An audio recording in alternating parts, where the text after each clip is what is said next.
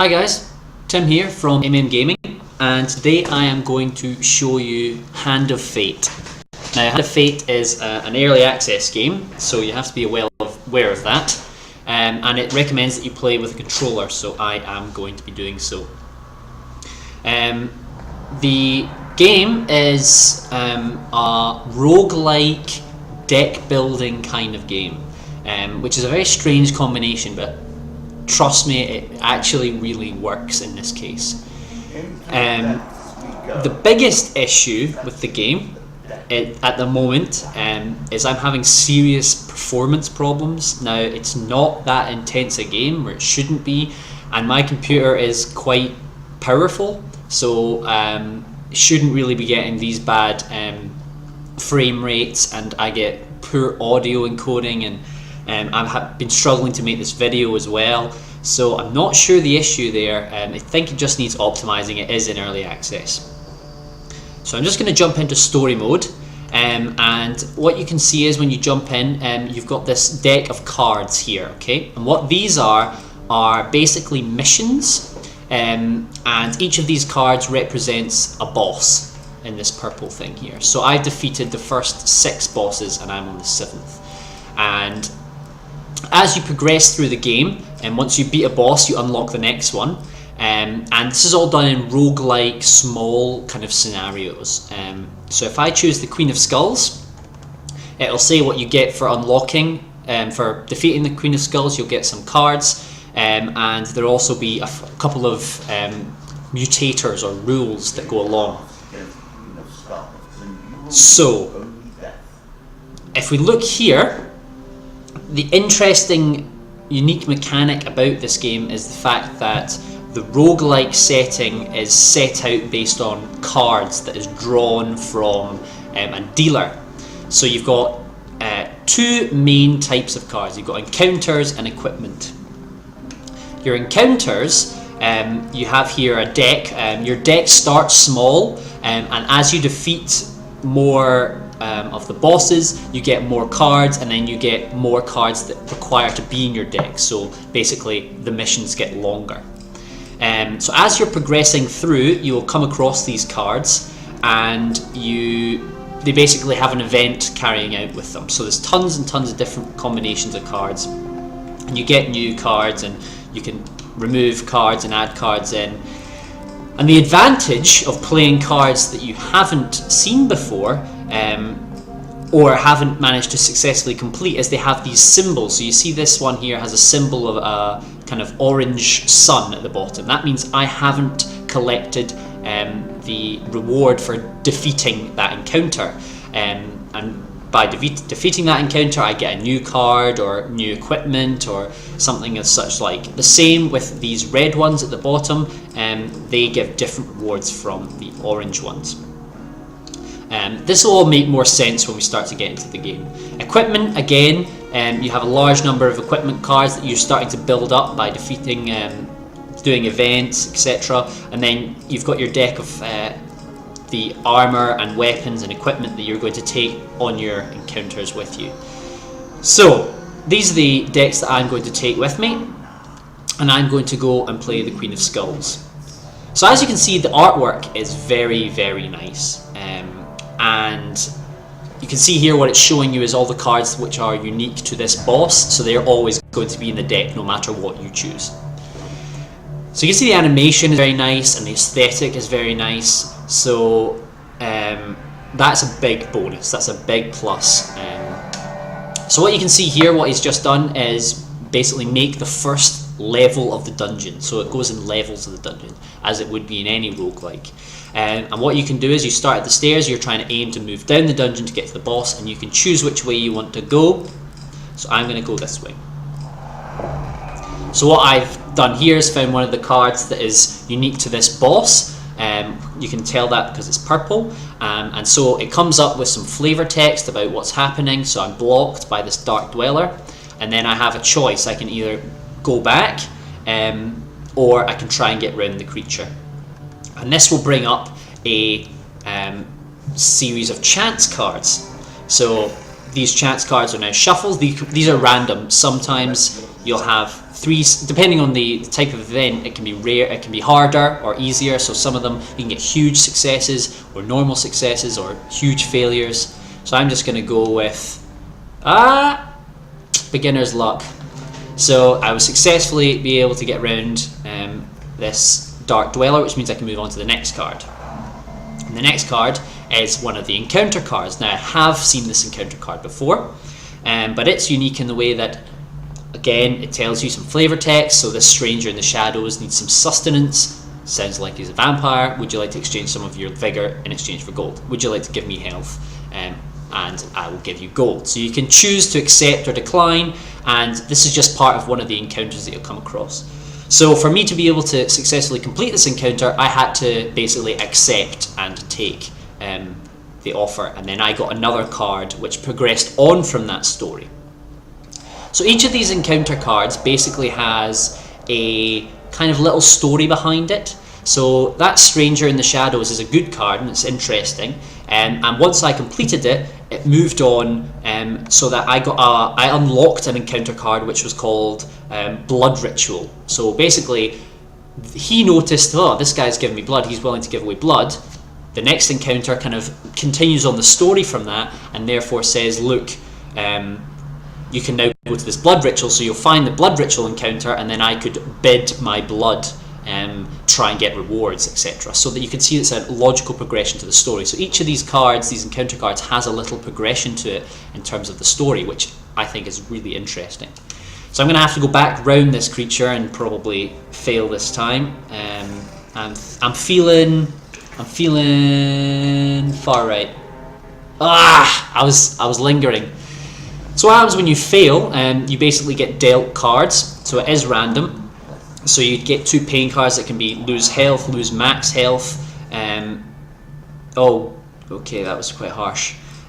So there's different ways that you can actually lose health just by moving. And every time you move a space, you gain 5 health, but you also lose 1 food. So you can see down at the bottom left there, I've got food. And if I start losing all my food, I'll lose 10 health per movement. So, Mr. Lionel, I've seen this card, and this card's been in my deck the whole way through the game. So you can keep cards in your deck, ones that you like. And I like this one because I know what he gives. So if I ask him what he needs, I know that I get an equipment card. So he basically will take something and then, oh, okay, he's giving me a food card this time. The one time that he gives me a food card. So he basically gives you a card. So I think he takes one of your resources and gives you something else. So normally, basically every run that I've got him before this, which has been, I've played this for quite a few hours, he's given me a shield every single time. So it seems that somehow I'm messing up there. So I've got at the moment, I believe, a helmet on or something that lets me see all of the cards once I reach the stairs. So I'm going to take the stairs down and we'll get to the next level. So you'll take the cards away, go out the next one. So there's only one way I can go this time. Twisted Canyon. Now this one has also been in my deck every single time, and that's because it's a simple trial, yes or no kind of failure or success state, and I can basically get a weapon from one of my weapons. So what I'm aiming to do is hopefully not get the huge failure, because failure means I get a damage but I still manage to collect the weapon. That's annoying. Okay, that doesn't matter, I haven't got any gold anyway, so I still get to get the weapon, and hopefully because I've got some quite good weapons in my deck, it will give me a nice cool weapon. Scorching Zeal. Okay, so now I've got a new weapon, and that's now equipped. So I can equip that there, and that's now part of my equipment on my character. So this is an event that I haven't done before. You can see because I have got the orange sun, and he brings out this token, and if you manage to complete this event, you get to keep the token, and then that will unlock new cards. So I meet a peasant woman, and she's saying, hard on my family, sense and movement. Okay, so I'm going to give the woman 5 food. And she's given us enough food to survive the winter. So now she gives me the card token, and she gives me a mace, which is not very useful, so I'm not going to keep it, but I could sell it. So now what happens is I manage to, she, as part of her event, she tells you the rest of the cards on the table, which is handy, although I basically know what they all are, so it's not a problem. And now, no matter whether I win or fail getting to the boss, I will unlock that card. So there's a shop. I'm going to head into the shop so you can see some shop. So as you can see, it's kind of progressively building up the story, and the aesthetic is just amazing here, and I think it's a really beautiful game. And what you see here is the character actually going down and appearing into the shop, which is quite an interesting way of doing things. And you can buy items, you can buy food, so I can have some of these things. And all these items that are in the shop are ones that you will have unlocked. So that's good. So that's another reason why you should do it. So Crown of Hindsight, I've got medium armor. So I'm going to sell the mace because it's of no use to me. But okay, I can't actually afford any food from here. So I'm a bit wary that my food is now 4.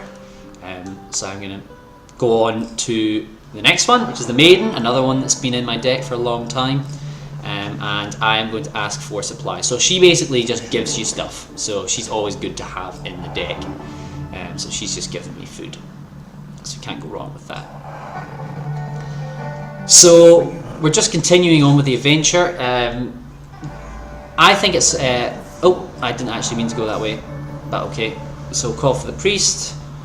I am not going to go to there. Because it's just another shop, basically. Go along this way.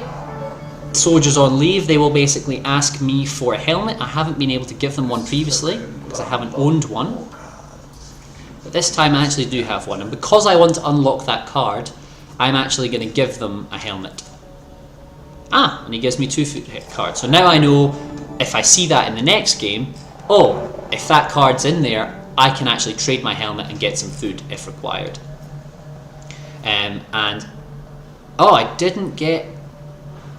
I didn't get the token. Okay, I must have had to do something else there to get the token as well. Dark Dweller, got to get around it. Failure, success, success. I'm thinking... far left. Too good. Too good at guessing correctly. Tavern Wager. Another one I've had before. I'll wager 5 gold. You can't catch an arrow on flight. No. There's no point in me doing that, risking anything. Hopefully we'll get into the combat soon, so I can show you the other side of this game. Okay, Desert Cult. So I managed to get very lucky and unlock, I had something like 3 huge failures and 1 huge success, and I managed to find this lost temple. So, okay, he's demanding a blood sacrifice. Do I want to give him it? No. Okay, now they're going to attack me. So what they do is they draw 2 monster cards. There's 2 of Dust and 2 of Scales, which means there's going to be 2 Bandits, which are the Dust characters, and 2 Lizard Men, which are the Scales characters. And the red dots indicate their strength, I believe. So what happens now is you go into like an arena, and your equipment comes down, and you can see your guy grabbing the equipment that you've managed to gain, and you go into this combat mode. Now, what it is kind of like a Shadow of Mordor / Arkham City, Arkham Asylum combat system, with a few just kind of nuances. But it's quite basic, but it doesn't really matter. You're still having fun with it. I think it's quite a nice combat system. You can't really get wrong. You can't really go wrong with the Arkham City kind of combat system. It's just strong. it makes every game fun. It's a kind of visceral with not too much meat to it. So you do get some unique moves that you can use, but you'll need to find them on your travels. So that's quite a unique thing. So I'm just trying to pick off these guys. When you see the green things over the head, that means you can block them with a Y, and if it's red over the head, you can't block it. And then B breaks shield attacks. Shit. So you can see it's a kind of a basic combat, but it's quite entertaining, quite visceral, and it's quite fun to do when you're against these characters. And the graphics look really good for a part, and it's really cool to see your equipment that you've gathered through these events appearing on your character and being useful in combat. So, search the fallen, find nothing of value, but there's the chest. So I'm going to go and open the chest. Oh, a magical fire suddenly erupts around the chest. Okay. 2 max health pain cards, which means I'm losing maximum health, which is never a good thing. However, I get 1 artifact card. Okay, so I managed to get an artifact card out of that, which is one of the abilities that you can use in combat, like I was explaining before. Okay, so we found another. So I didn't manage to get that token again. I think that's because I didn't accept the blood. So here we go. Draw 2 monster cards. If you could defeat my minions without taking a scratch. Okay, yes. We'll give it a go. I don't think it will end well, but we'll give it a go. Just to try and get that token. So you can see that these ones are actually quite advanced. They're ones that I've done quite a few of their previous encounters to get this far. So they're getting quite hard. Oh, fucking ambulance. So this is going to be quite difficult, I think, but I'll give it a go. It seems to be that the... Uh-oh. Oh, well, I've already fucking failed. Because I took a hit. Okay, this is quite hard because you can see that there's traps here. Oh, I'm also dead. Well, that didn't end very well. That was quite difficult. I don't think I should actually do that encounter. That was quite hard. So anyway, that gives a good... That's actually okay, because then you can see the unlocking system.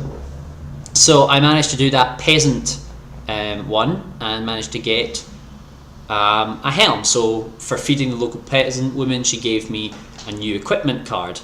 And what that means is I can go and I can start again. And you can see that that equipment card will now be in my deck. So if I want to go to story mode and go into here, select, I can deck build, and I can find that equipment card unlocked up here, and I can change out things here. So here you can see. So to be able to see what the things do, you need to actually see them in game. In like a mission, so I don't know what half of these things do because I haven't actually seen them in the game yet. But I've got too many cards now, so I'll take one away. Probably the Scorching Seal because it was crap. So, and that's the kind of basis of the game. It's like a roguelike, and you progress through, and it's basically really fun. I'm really enjoying it. I'm enjoying the system. I'm enjoying the way that you're building up a story through the cards, and it's quite immersive. And the combat can be, it's fun, it's not too intense. Sometimes it can be a bit of a mash, like a mishmash, because the arenas are quite small, like when I died there. But it's quite cool when your character does go down into the world, because there are places like trap rooms where you have to traverse traps and things, and you actually do that in that third person perspective, so that is cool. So yeah, that's just a quick look at Hands of Fate. I hope you enjoyed, and I actually highly recommend that you take a look at this game, because I think it's actually a really excellent addition to the kind of roguelike indie RPG. It's got some really good ideas. So yeah, thanks for watching, guys, and I'll see you next time.